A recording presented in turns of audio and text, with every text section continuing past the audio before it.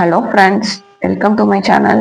இன்னைக்கு நம்ம சேனலில் ரவுண்ட் நெக் எப்படி ஃபினிஷ் பண்ணுறதான் பார்க்க போகிறோம். அதுக்கு வந்து கிராஸ் பீஸ் வந்து நான் ஜாயின் பண்ணி எடுத்திருக்கேன். கிராஸ் ஆக்சுவலாக வந்து ரைட் சைடு வச்சு நம்ம ஸ்டிச் பண்ணிவிட்டு ராங் சைடு கிராஸ் பீஸ் வந்து நம்மளை பார்த்தாப்புல இருக்கணும்.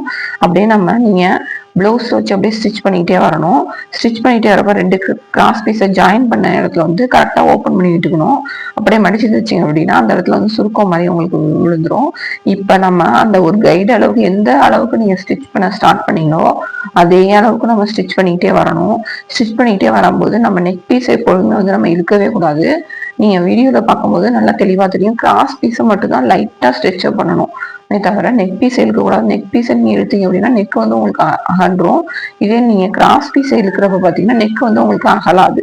அகலாமல் கிராஸ் பீஸுக்கு தகுந்தாப்புல நெக்குக்கு தகுந்தாப்புல உங்களுக்கு கிராஸ் பீஸ் வந்து ஸ்டிச் ஆகிடும். இப்போ பார்த்தீங்கன்னா நம்ம ஃபுல்லாகவே ஒரு ஸ்டிச் பண்ணி எடுத்துக்கிறோம். எடுத்துட்டு நம்ம ஃபஸ்ட்டு வந்து ஹுக் சைடில் ஆரம்பிச்சு ஐ சைடில் வந்து நம்ம முடிச்சுட்டு இப்போ நெக்ஸ்ட் பார்த்தீங்கன்னா நாச்சஸ் போட்டுக்கணும். நாச்சஸ் எதுக்கு போடுறோம்னா நமக்கு கிளாத் வந்து சுருக்கம் இல்லாமல் டேர்ன் ஆகணும் அப்படிங்கிறதுக்காக நாச்சஸ் போடுறோம். நாச்சஸ் போடுறப்ப ப்ளவுஸ் வந்து கட் ஆகாமல் பார்த்துக்கணும். அது ரொம்ப ரொம்ப முக்கியம். இப்போ பார்த்தீங்கன்னா நம்ம டாப் ஸ்டிச் போடுறோம். இந்த டாப் ஸ்டிச் எதுக்கு போடுறோம் அப்படின்னு பார்த்தீங்கன்னா நம்ம வந்து நெக் வந்து அழகாக திரும்பணும் அப்படிங்கிறதுக்காக அந்த டாப் ஸ்டிச் போடுறோம். இதே மாதிரி கரெக்டாக வந்து அந்த டாப் ஸ்டிச் வந்து இந்த நாச்சில் ஆக்சுவலாக நெக்கும் நம்ம கிராஸ் பீஸும் ஜாயின் பண்ணியிருக்க இடத்துல கரெக்டாக பார்த்து போடணும். அது ரொம்ப ரொம்ப முக்கியம். அடுத்தது பார்த்தீங்கன்னா இதுதான் ரொம்ப இம்பார்ட்டண்டான பாயிண்ட்டு. கிராஸ் பீஸ் வந்து அப்படியே நம்ம மடக்கி நம்ம உள் சைடு வந்து ஸ்டிச் பண்ணணும். ஸ்டிச் பண்ணிட்டோம் அப்படின்னா நமக்கு வந்து நெக் இதுவும் அதே மாதிரி தான். அந்த டிச்சில் தான் நம்ம முன்னாடி டாப் ஸ்டிச் போட்டோம்ல. ஃபர்ஸ்ட் வந்து நார்மலாக டாப் ஸ்டிச் போட்டோம். இப்போ மடிச்சு வச்சு டாப் ஸ்டிச் போடுறோம். டாப் ஸ்டிச் அதே மாதிரியே ஃபுல்லாக ஃபர்ஸ்ட்லேருந்து ஸ்டார்ட் பண்ணி லாஸ்ட் வரைக்கும் நம்ம முடிச்சுக்கணும். முடிச்சுட்டு என்ன பண்ணணும் பார்த்தீங்கன்னா எக்ஸஸாக உள்ள பீஸ் தான் கட் பண்ணி எடுத்துட்டு ஹெம்மிங் பண்ண வேண்டியதான்.